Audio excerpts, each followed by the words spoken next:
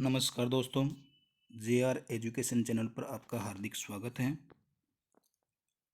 आज की इस क्लास में हम राजस्थान की लोक देवियों के बारे में कुछ प्रश्न हल व उनकी व्याख्या करेंगे।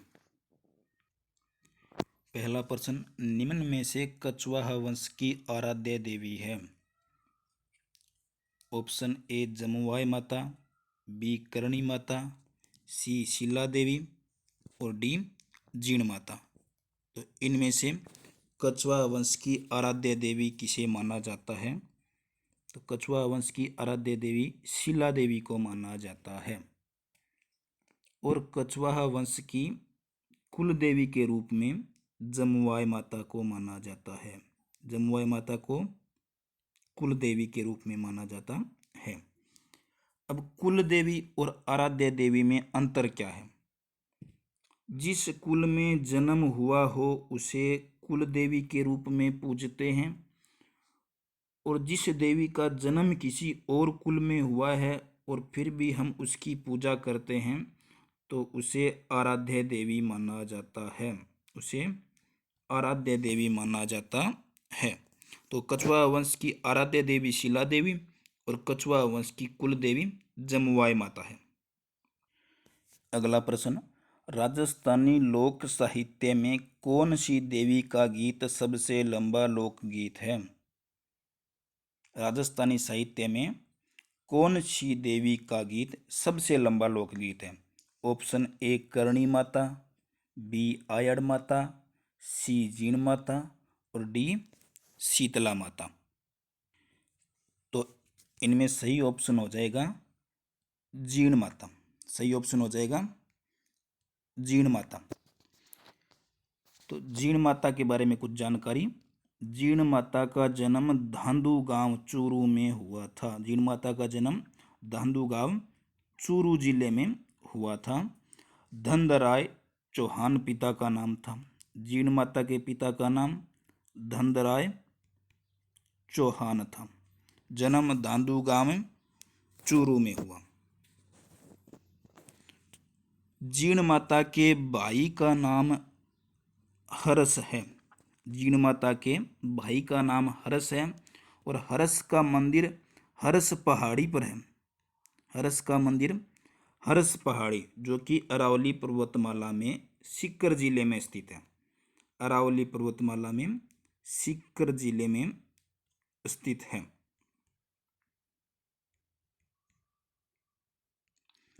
और जीण माता को चौहान वंश की आराध्य देवी माना जाता है। चौहान वंश की आराध्य देवी के रूप में जीण माता की पूजा की जाती है। अगला प्रश्न, बच्चों की संरक्षिका देवी के रूप में किसे माना जाता है? बच्चों की संरक्षिका देवी के रूप में option A Sheela Devi, B Ayad Mata, C Bhadrakali माता और डी शीतला माता। तो बच्चों की संरक्षिका देवी के रूप में शीतला माता की पूजा की जाती है। किसे माना जाता है? शीतला माता को। शीतला माता का मंदिर शील डूंगरी चाकसू जयपुर में है। शीतला माता का मंदिर शील डूंगरी चाकसू जयपुर में है। शीतला माता के बारे में कुछ तथ्य। शीतला माता की प्रतिमा खंडित प्रतिमा है जो कि राजस्थान की एकमात्र खंडित प्रतिमा की लोक देवी मानी जाती है। शीतला माता के पुजारी कुम्हार जाति के माने जाते हैं। शीतला माता के पुजारी कुम्हार जाति के माने जाते हैं। और कहा जाता है कि शीतला माता के नाराज होने पर चेचक रोग का प्रकोप होता है। कौन से रोग का? चेचक रोग का प्रकोप होता है। अगला प्रश्न, निम्न में से करणी माता का जन्म स्थान कौन सा है?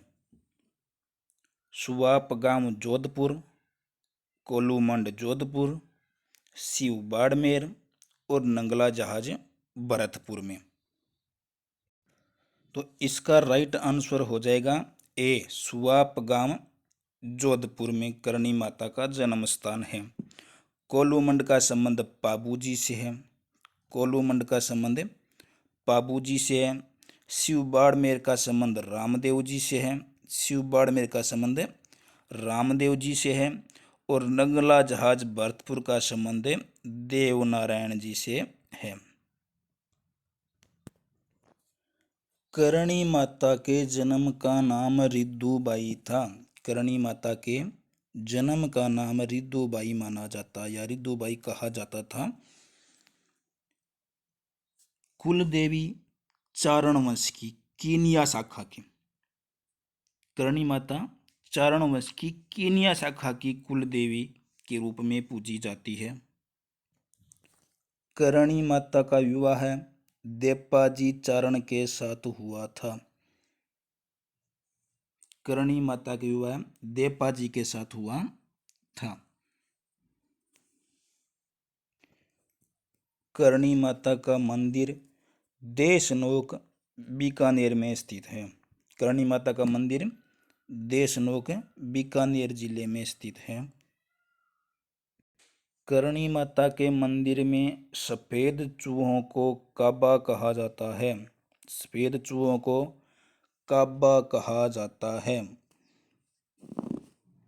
और सफेद चील को करणी माता का दूसरा रूप माना जाता है। सफेद चील को करणी माता का दूसरा रूप माना जाता है। राजस्थान में तुलजा भवानी का एकमात्र मंदिर कहाँ स्थित है? ए, किनसरिया गांव नागौर में। बी, अमरपुरा हनुमानगढ़ में। सी, चित्तौड़गढ़ दुर्ग में। और डी, जगत गांव उदयपुर में। तो इनमें से तुलजा भवानी का एकमात्र मंदिर चित्तौड़गढ़ दुर्ग में है, जिसका निर्माण बनवीर द्वारा करवाया गया। किसके द्वारा? बनवीर द्वारा। और राजस्थान में तुलजा भवानी का यह एकमात्र मंदिर है। राजस्थान में एकमात्र मंदिर है। अगला प्रश्न, कौन सी देवी के थान को बडेर कहते हैं? कौन सी देवी के थान को बडेर कहा जाता है? ऑप्शन ए, आई माता। बी, केवाई माता। सी, आवरी माता। और डी, केला देवी। तो इनमें से आई माता के थान को बडेर कहा जाता है। आई माता के थान को क्या कहते हैं? बडेर कहते हैं। माना जाता है कि आई माता की जोत से हमेशा केसर टपकती रहती है। किसकी जोत से? आई माता की जोत से हमेशा केसर टपकती रहती है, ऐसा माना जाता है। इस मंदिर के बारे में एक कहावत है कि आई माता के मंदिर में गुर्जर जाति के लोगों का प्रवेश निषेध है। आई माता के मंदिर में गुर्जर जाति के लोगों का प्रवेश निषेध है। आई माता ने आई पंथ की स्थापना करी थी। आई माता ने आई पंथ की स्थापना करी थी और आई माता को रामदेव जी की शिष्या माना जाता है। अगला प्रश्न, शीतला माता के मंदिर का निर्माण कौन से शासक ने करवाया था? तो शीतला माता के मंदिर का निर्माण कौन से शासक या कौन से राजा ने करवाया था? Option A, Rao Bika. B, Sawai Madho Singh. C, Ganga Singh है। और डी, मान सिंह। तो इसमें से सवाई माधो सिंह ने शीतला माता के मंदिर का निर्माण करवाया था। सवाई माधो सिंह ने शीतला माता के मंदिर का निर्माण करवाया था। जीण माता का प्रमुख मंदिर कहाँ स्थित है? ए, सोरसन गांव 12। बी, निकुंभ चित्तौड़गढ़। सी, रेवासा ग्राम सीकर। और डी, धांधु गांव चूरू।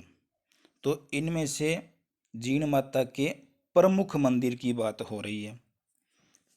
तो जीण माता का प्रमुख मंदिर रेवासा ग्राम सीकर में है। रेवासा ग्राम सीकर। अन्य मंदिर दांदू गांव चूरू में भी है। अगला प्रश्न, खंगारोत वंश की कुल देवी है।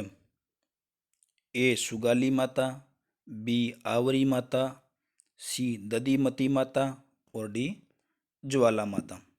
तो इनमें से खंगारोत वंश की कुल देवी कौन सी है? तो सही आंसर हो जाएगा ज्वाला माता। इनका मंदिर जयपुर में है।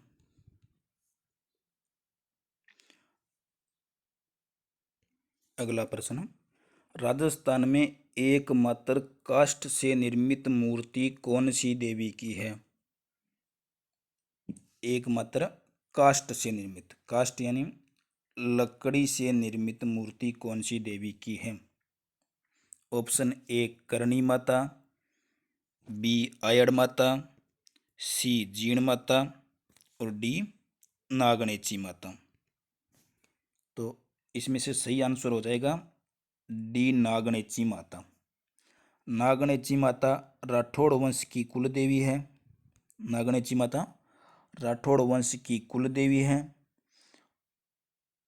और नागणेची माता की राजस्थान में एकमात्र लकड़ी से निर्मित मूर्ति है। मंदिर मेहरानगढ़ दुर्ग और जूनागढ़ दुर्ग में दोनों में है।